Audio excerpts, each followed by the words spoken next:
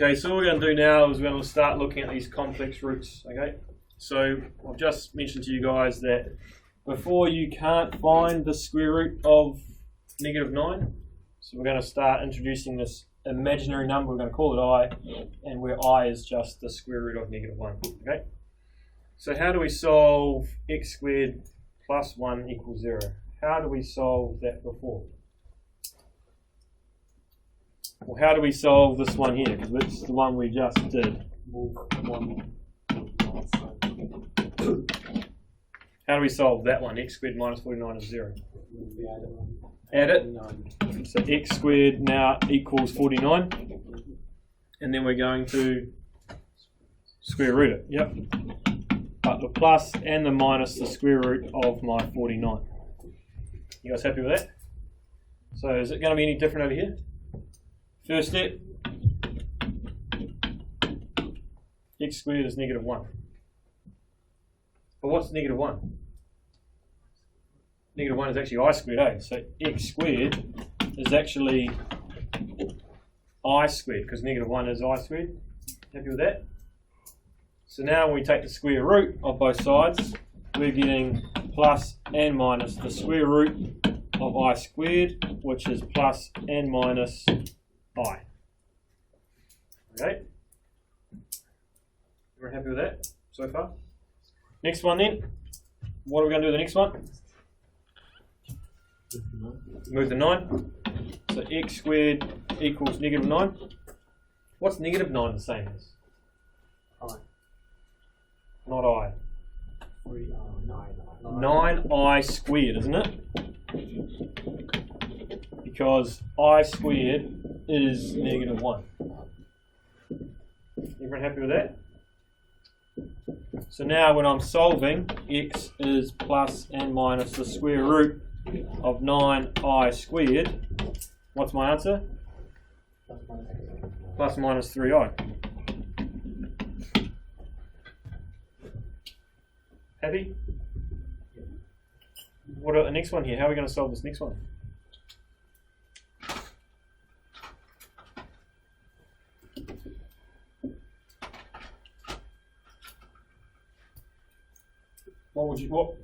How would you guys solve that? How would you go about trying to solve that?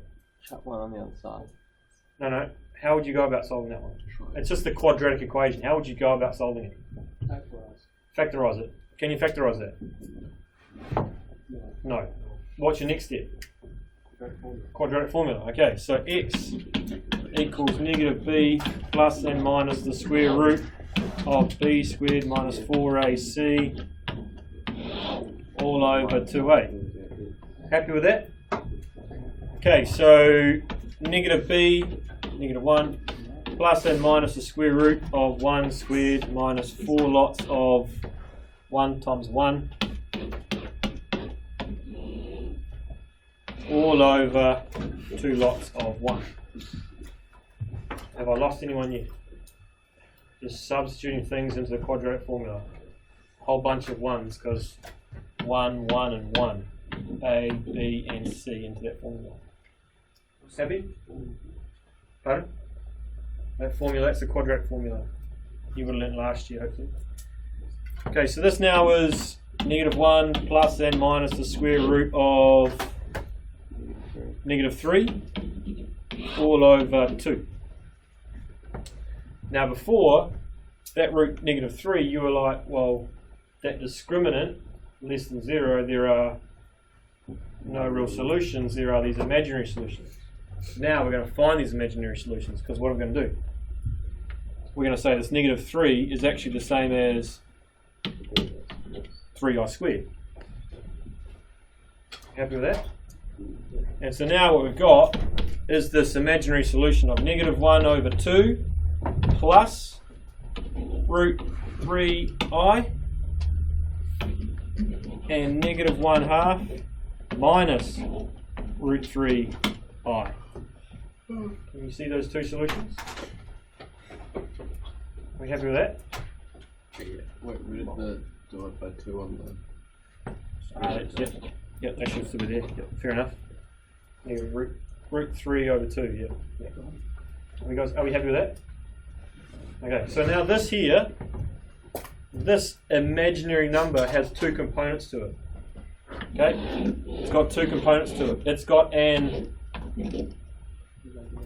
and a, exactly, it's got a real part and it's got an imaginary part. Okay, you guys have to be able to identify the imaginary and the real parts. Okay, Christian? I suspect this will be purely situational, but isn't the negative aspect within the square root, when you have plus and minus the square root of a negative, because you have the plus and the minus, doesn't it make the negative inside the square root irrelevant?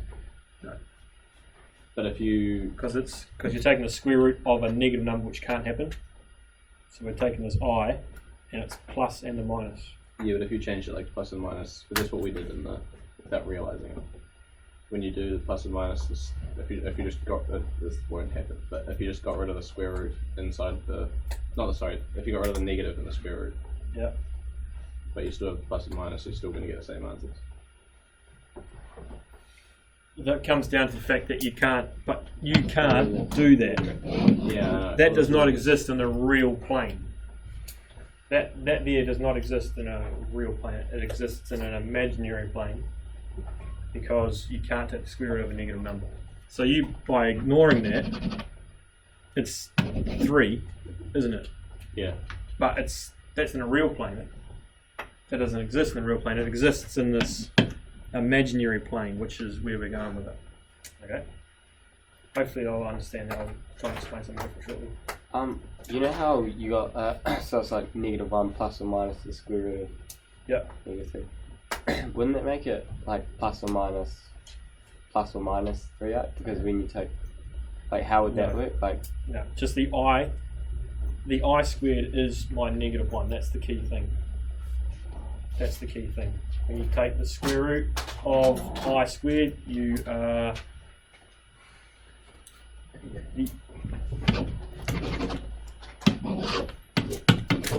that part there, Yeah. plus and minus, no. yeah, That's so a different plane, and I'll explain that shortly. Okay. Because yep. So as I was saying, the real numbers are one-dimensional now. We're introducing a second plane, the complex plane.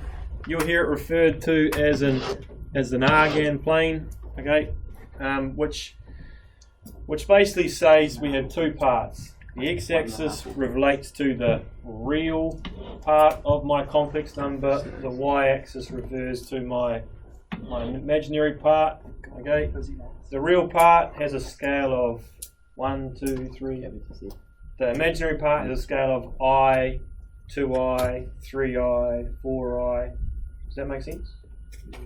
So now here is an example of 5 different complex numbers. They're just the dots, okay? Just the dots there. Just those dots. Okay? What do you think those imaginary numbers are? What is Z1, do you think?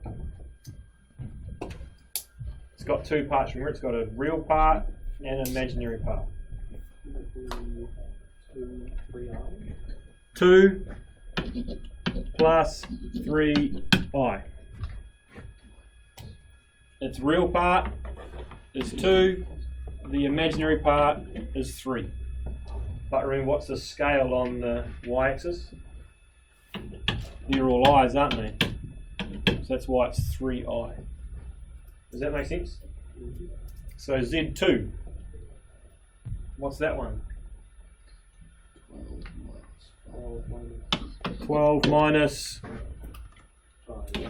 5i. Happy with that one? Okay, what's about Z3? Where's Z3? -4 minus 4i. What about Z4? 7. That's just a real number. Okay, that's got no imaginary part. And what about Z5? Just -6i. Okay, so these complex numbers have generally going to have a real and an imaginary part. Okay, what's the real component here? 0. 0. Okay? Happy with that? Yeah.